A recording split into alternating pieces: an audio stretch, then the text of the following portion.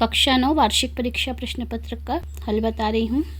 उचित विकल्पम चित्वा लिखत। लता शब्दस्य सप्तमी विभक्तेः एकवचनं रूपम् अस्ति लतायां।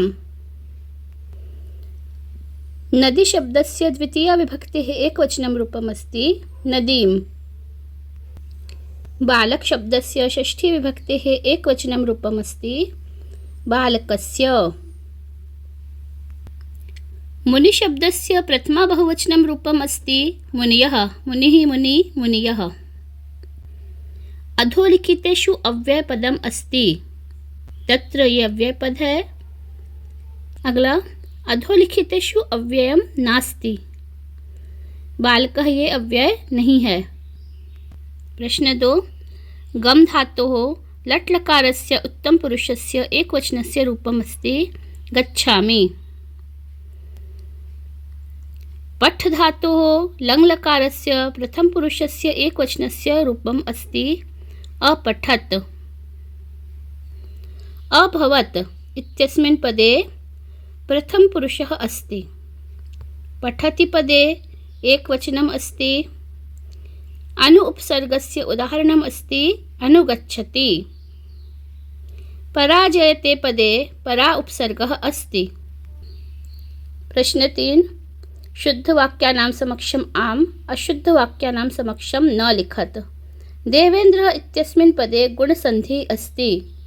इसमें गुणसंधि है देव इंद्रः आम। मनः रंजनः इत्यस्मिन् पदे विसर्गसंधि अस्ति आम। हिमालयः पदे विसर्गसंधि अस्ति हिम आलयः। दीर्घसंधि है, विसर्गसंधि नहीं है, न होगा। चौरात् भयम् इत्यस्मिन् पदे तत्पुरुषः समासः अस्ति। इसमें तत्पुरुष समास है, आम होगा, पंचमी तत्पुरुष है। सप्तदिनम् इति पदे द्विगुः समासः अस्ति आम। रोगमुक्त इति पदे द्विगुः समासः अस्ति न। रोगमुक्त में भी तत्पुरुष समास है। उचित युग्म मेलनं कुरुत। गन्तुम् इति पदे तुमुन् प्रत्ययः अस्ति। कुत्र दरिद्रता न भवेत्, वचने दरिद्रता न भवेत्। बाला, इसमें टाप प्रत्यय है। माता काम आदिशत, माता बालिकाम आदिशत।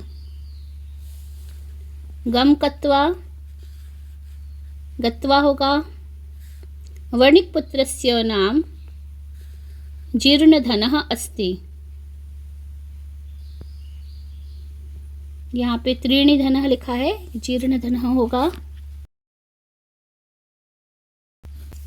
एक वाक्येन उत्तरं लिखत। कृष्णः सर्पः इत्यस्मिन् पदे विशेषणं पदम् अस्ति कृष्णः। कृष्णः ये विशेषण है। खिन्नः बालः इत्यस्मिन् पदे विशेष्य पदम् अस्ति बालः। सूर्यः इति पदस्य पर्याय पदम लिखत। सूर्य पद का पर्याय लिखना है तो सूर्यः का दिनकरः, भास्करः, रविः, कुछ भी आप लिख सकते हैं। सरस्वती इति पदस्य पर्याय पदम लिखत। सरस्वती इति पदस्य पर्याय पदम वाणी, वीणावादिनी इत्यादि अस्ति। आदि इति पदस्य विलोम पदम लिखत। आदि पदस्य विलोम पदम अनादिः अस्ति। सुखः इति पदस्य विलोम पदं लिखत। सुखः इति पदस्य विलोम पदं दुःखः अस्ति। अधोलिखितानां प्रश्नानाम् उत्तराणि संस्कृत भाषायां लिखत। 2 अंक के प्रश्न है तो इसमें एक वाक्य में उत्तर लिखेंगे। जटायुः रावणं किं कथयति। जटायुः रावणं कथयति अहं वृद्धः तथापि मे कुशली वैदेहीम् आदाय न गमिष्यसि। अथवा में कालः कस्य रसं पिबति। कालः क्षिप्रम् अक्रियमाणस्य कर्मणः रसं पिबति। प्रश्न 7, सरोवराणां हानिः कदा भवति। सरोवराणां हानिः मरालैः सह विप्रयोगेण भवति। स्वार्थान्धः मानवः किं करोति। स्वार्थान्धः मानवः पर्यावरणं नाशयति। प्रश्न 8, अस्माभिः पर्यावरणस्य रक्षां कथं करणीया? अस्माभिः वृक्षारोपणं कृत्वा जलस्थलचराणां संरक्षणेन नदीनां संरक्षणेन च पर्यावरणस्य रक्षां करणीया। छात्रों ने पर्यावरण रक्षा से संबंधित जो भी लिखा होगा उसमें अंक देंगे। बालिकया पूर्वं कीदृशः काकः न दृष्टः आसीत्? बालिकया पूर्वं स्वर्णपक्षो रजतचञ्चुः स्वर्णकाकः न दृष्टः आसीत्। कविः वाणीं किं कथयति? कविः वाणीं नवीनां वीणां निनादयितुं कथयति। अथवा में पर्यावरणे विकृते जाते किं भवति? पर्यावरणे विकृते जाते विविधाः रोगाः भीषणसमस्याः च जायन्ते। प्रश्न 10 लोकरक्षा कदा संभवति? प्रकृतिरक्षया एव लोकरक्षा संभवति। अनधीतः तपोदत्तः कैः गर्हितो अभवत्? अनधीतः तपोदत्तः सर्वैः कुटुम्बिभिः मित्रैः ज्ञातिजनैश्च गर्हितो अभवत्।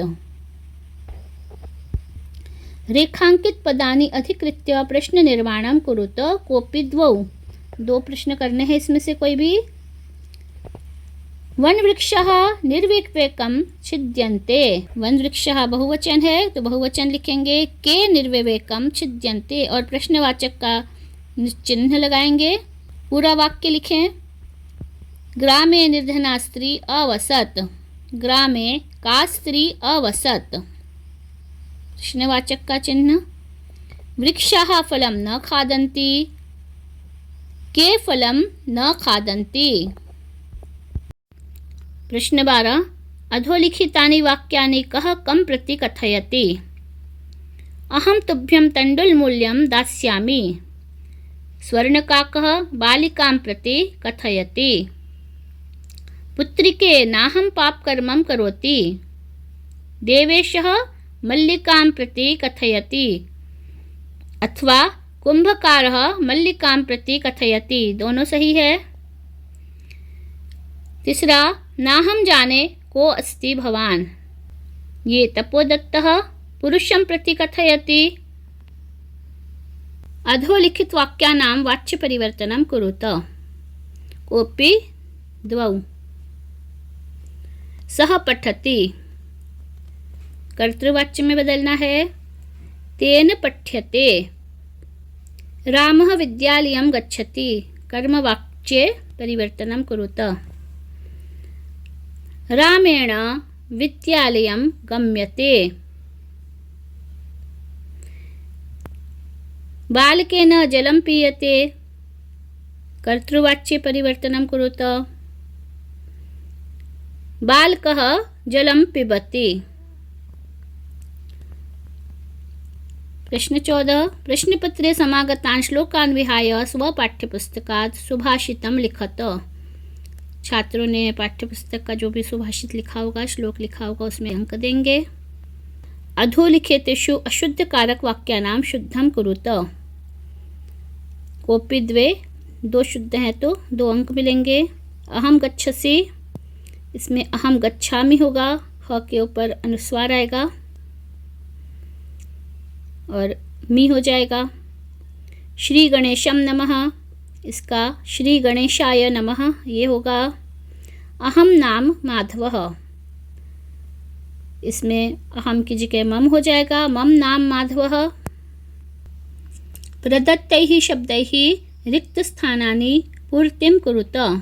वृत्तं यत्नेन संरक्षेत्। कुम्भकारः घटं रचयति। मनः अन्नमयं भवति। धर्मो रक्षति रक्षितः। प्रश्न 17 प्रदत्तैः शब्दैः घटनाक्रमानुसारं लिखत। इसमें 4 वाक्य हैं। इनको कथा के अनुसार लिखना है। क्रम से लिखना है। पुरा कस्मिंश्चित् ग्रामे एका निर्धना वृद्धा स्त्री न्यवसत्। दूसरा होगा एको विचित्रः काकः समुड्डीय तस्याः समीपम् अगच्छत्। फिर तीसरा वाक्य, सा प्रार्थयति तंडुलान मा भक्षय। फिर चौथा, अहम तुभ्यं तंडुलमूल्यं दास्यामि। प्रश्न 18, अधोलिखितेषु गद्यांशेषु गद्यांशम् एकस्य प्रश्नानाम् उत्तराणि संस्कृतभाषायां लिखति। स्वर्णकाकस्य रहस्यं का ज्ञातवती? स्वर्णकाकस्य रहस्यं लुब्धा वृद्धा ज्ञातवती। भो नीच काक इति का प्रावोचत? भो नीच काक ये लुब्धा वृद्धा की पुत्री बोल रही थी। लुब्धा वृद्धायाः पुत्री अथवा लुब्धा बालिका, दोनों सही है। छात्रों ने जो भी लिखा होगा उसमें पूरे अंक मिलेंगे। तया स्वसुता कथम नियुक्ता? तया स्वसुता तंडुल रक्षार्थम नियुक्ता।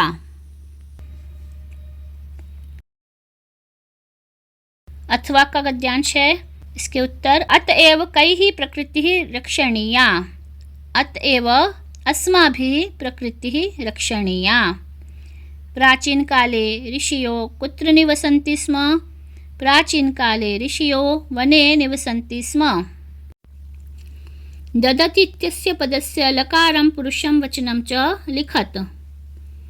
ददति पदे दा धातु लट लकार प्रथम पुरुषम और बहुवचनम है। ददति है तो इसमें कुछ लोग एक वचन लिख देते हैं, जबकि ये ददाति दत्तः ददति इस तरह से है, तो ददति बहुवचन में है, इसका ध्यान रखें। अधोलिखितेषु पद्यांशं पठित्वा प्रश्नानाम् उत्तराणि संस्कृतभाषायां लिखत। सर्वे जन्तवः केन तुष्यन्ति?